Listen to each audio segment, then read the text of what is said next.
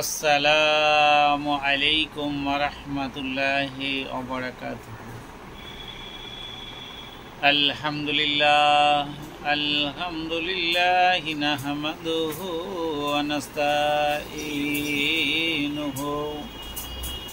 ওয়া নাস্তাগফিরুহু ওয়া নু'মিনু বিহি ওয়া নাতাওয়াক্কালু আলাইহি ونعوذ بالله من شرور أنفسنا ومن سيئات أعمالنا ومن يهده الله فلا هادي له ونشهد أن لا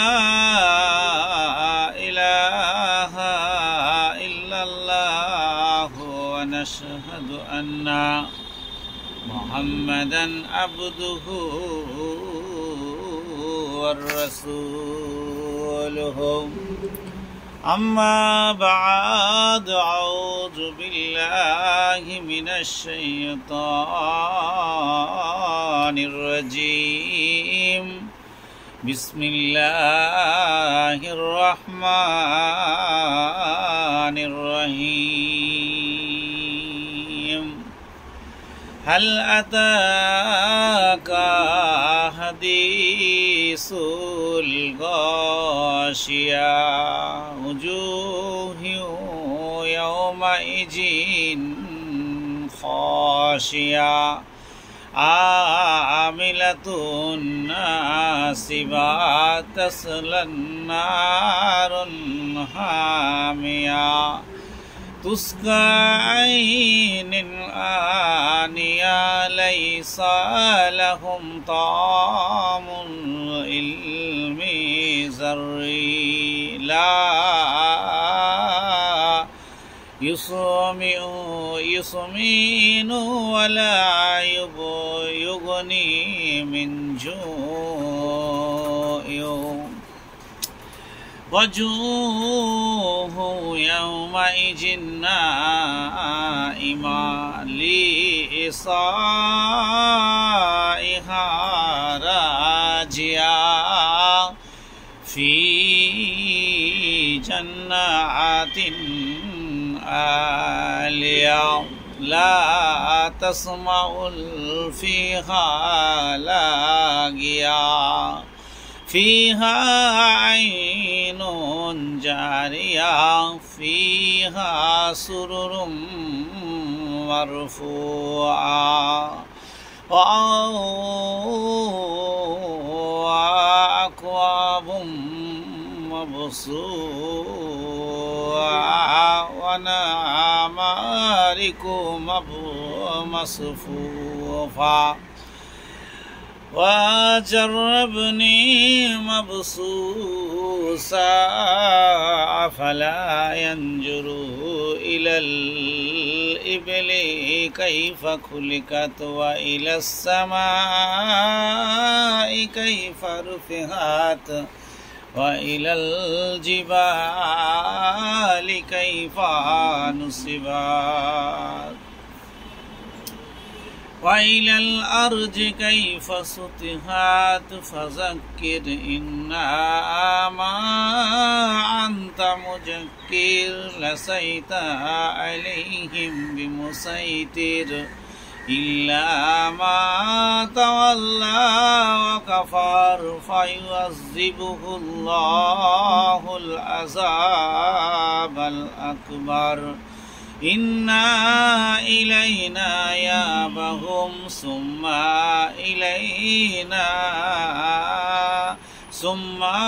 إن علينا حسابهم। যাই হোক, এই সূরাটির আক্ষরিক অর্থ কি, এই সূরাতে আল্লাহ তাবারক ওয়া তাআলা কি বলতে চেয়েছে সেই বিষয় নিয়ে আপনার কাছে বলে আমি ইতি টানব ইনশাআল্লাহ। হাল আতাকা হাদিসুল গাশিয়া, আচ্ছন্নকারী কোনো বৃত্তান্ত তোমার কাছে এসেছে কি? সেই দিন কত মুখমণ্ডল বিমর্ষ হীনতাপ্রাপ্ত হবে, কঠোর শ্রমে পরিশ্রান্ত তারা প্রজ্বলিত ভূতাসনে প্রবেশ করবে। টকবক ফুটন্ত ঝর্ণার পানি তাদেরকে পান করতে দেওয়া হবে। কাঁটাযুক্ত শুষ্ক ঘাস ছাড়া কোনো খাদ্য তাদের আর থাকবে না, তা দেহকে পুষ্ট করবে না এবং ক্ষুধাকে নিবৃত্ত করবে না। কতিপয় চেহারা সেদিন হর্ষফুল্ল হবে, তারা নিজেদের সৎকর্ম প্রচেষ্টা হেতু সন্তুষ্ট হবে এবং তারা উন্নত মর্যাদা সম্বন্ধে উচ্চতা মর্যাদা সম্পন্ন জান্নাতে অবস্থান করবে। কোনো বাজে কথা সেখানে শুনবে না, কথায় থাকবে প্রবাহমান ঝর্ণধারা, উহাতে উচ্চ আসনসমূহ থাকবে এবং থাকবে সুসজ্জিত পান পাত্রসহ ঠেস বালিশসমূহ সারিবদ্ধ থাকবে এবং মখমল শয্যা বিছানো থাকবে। তবে কি তারা উষ্ঠসমূহের দিকে দৃষ্টিপাত করে না? কেমন করে সৃষ্টি করা হয়েছে এবং আকাশমণ্ডল দেখে না? কিভাবে তাকে উচ্চ স্থাপন করা হয়েছে? আকাশ কখনো বলবে যে তাই তো, আমাকে কি করে এইভাবে উপস্থাপনে রাখা হলো? আর পর্বতমালার দিকে দৃষ্টি নিক্ষেপ করে না, কী রূপে সেগুলি স্থাপিত করা হয়েছে? আর ভূমণ্ডলের প্রতি দেখে না কিভাবে উহাকে বিছিয়ে দেওয়া হয়েছে? মানুষ কি এগুলো কি কখনো বুঝে না? অনন্তর তুমি উপদেশ দান করতে থাকো, তুমি তো কেবল উপদেশ দাতা মাত্র, তুমি তো আমাদের উপর প্রহরী নও। হ্যাঁ, তবে যে মুখ ফিরিয়ে নেবে, অমান্য করবে, আল্লাহ তাকে কঠোর দণ্ডে দণ্ডিত করবে। নিশ্চয়ই আমাদের নিকটে আমাদেরকে ফিরে আসতে হবে, অতঃপর তাদের হিসাব গ্রহণ আমাদেরই দায়িত্ব। এখানে যেটা সূরা আলার শেষে সেটাকে কি বলা হয়েছে, এটা সূরা গাশিয়ার শেষে কি বলা হয়েছে সেটা আপনি যদি জানেন তাহলে আপনি বুঝতে পারবেন। এই সূরার শেষের আয়াতে জবাবে পড়বে আল্লাহুম্মা হাসিবিনি হিসাব ও ইয়াসির, অর্থাৎ আল্লাহ গো আমাদের হিসাবটা সহজ করে দিও। এটাই হচ্ছে এর আক্ষরিক অর্থ। আমরা বুঝি না বলেই তো আজকে এত সমস্যা।